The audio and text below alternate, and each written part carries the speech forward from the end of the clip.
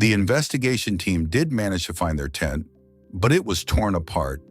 What was shocking was that the tent fabric had been ripped from the inside because the threads were sticking outward. It looked as if the hikers inside had panicked and torn the tent open to escape. Footprints were also discovered, some made by shoes and others by bare feet, clearly imprinted in the snow. The hiker's camera was found as well, containing some very strange photographs. Despite a complete criminal investigation, daily diary entries, and photographic evidence, this case has remained unsolved for the past 65 years. This is the story of the Mountain of the Dead, and the incident is remembered as the Dyatlov Pass incident. Welcome back once again to Factify TV. On the morning of January 23, 1959, a hiking team of 10 people boarded a train and set off toward the Ural Mountains of Siberia. The group consisted of 8 men and 2 women, led by Igor Dyatlov. They carried a journal in which every moment of the journey was carefully recorded. During the train ride, Igor Dyatlov wrote an entry that translates to, "I wonder what new challenges await us on this journey. What surprises lie ahead?" Over the next few days, the group traveled by train, bus, truck, and even horses. Eventually, they continued on foot using skis. At this point, one member of the group, Yuri, fell ill and decided to return, while the remaining 9 hikers continued forward. These are the final photos showing Yuri separating from his friends. Little did he know that this would be the last time he would ever see them alive. The 9 hikers continued their journey through the frozen valleys, documenting everything with cameras and diary entries. Up to this point, everything appeared completely normal. On February 1st, they reached the base of a mountain known by locals as the Mountain of the Dead. They spent the entire day climbing and eventually decided to camp just a few meters below the summit. These are the last photographs recovered from their cameras. The final diary entry translates to, "Hundreds of kilometers away from civilization, amid powerful winds, it is hard to imagine such peace in the mountains." Everything that happened until this moment was carefully documented. What happened after this point, no one knows. The expedition was expected to last 16 days, and the group had promised to send a telegram once they returned. As days passed with no word, concern among friends and family grew. By February 26th, a volunteer search team finally discovered the hikers' campsite on the mountain slope. It was immediately clear that something horrific had happened. The tent was covered by a thin layer of snow. Inside, all belongings were neatly arranged: shoes, jackets, food, everything intact. But the tent had been slashed open from the inside with a knife.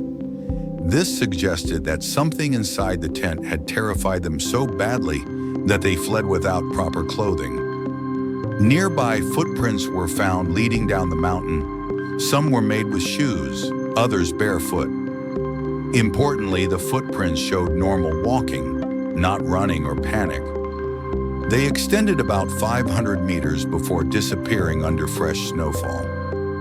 Following the footprints, investigators reached a cedar tree where they found the remains of a small extinguished campfire. Nearby lay the frozen bodies of Yuri Krivonishenko and Yuri Doroshenko.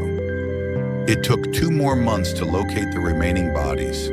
The first 2 hikers were found wearing almost no winter clothing. No jackets, pants, gloves, hats, or boots.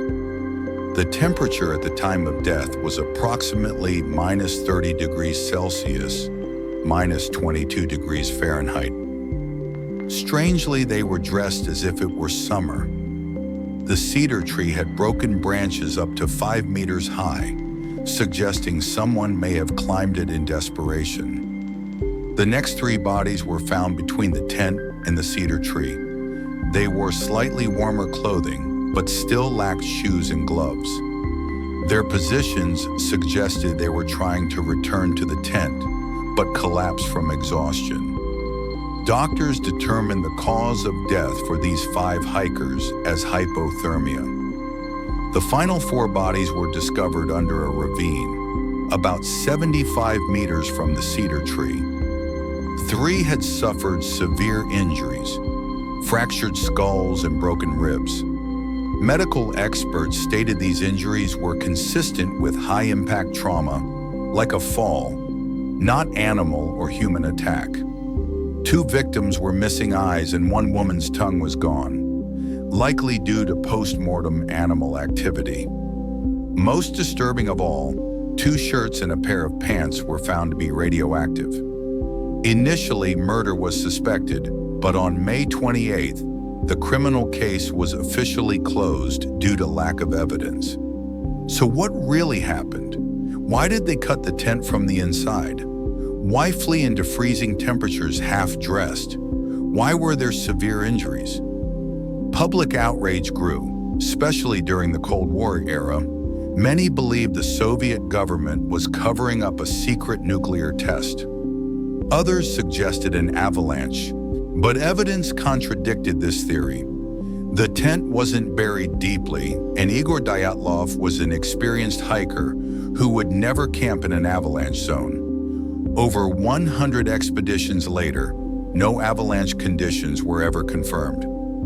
The final photograph taken that night appears to show a mysterious light in the sky, leading to UFO theories, though no crash debris was ever found. The most logical explanation centers on the stove inside the tent.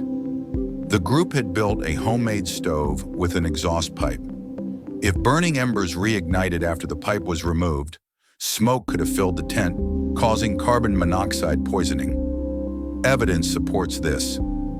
Burn marks on clothing, blood from mouths, signs of smoke inhalation.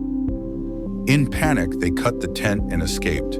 Outside, they walked calmly downhill to seek shelter.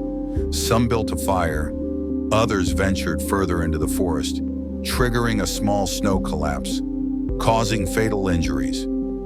Those attempting to return to the tent froze to death. As for the radiation, 2 hikers worked in nuclear facilities, explaining contamination on their clothing. Only 1 member survived, Yuri Yudin, who turned back due to illness. He passed away naturally at age 76 on April 27, 2013. Even after 65 years, the Dyatlov Pass incident remains one of the most chilling mysteries in history. We hope you enjoyed this Jam TV video. Don't forget to like, share, and comment. See you in the next amazing video.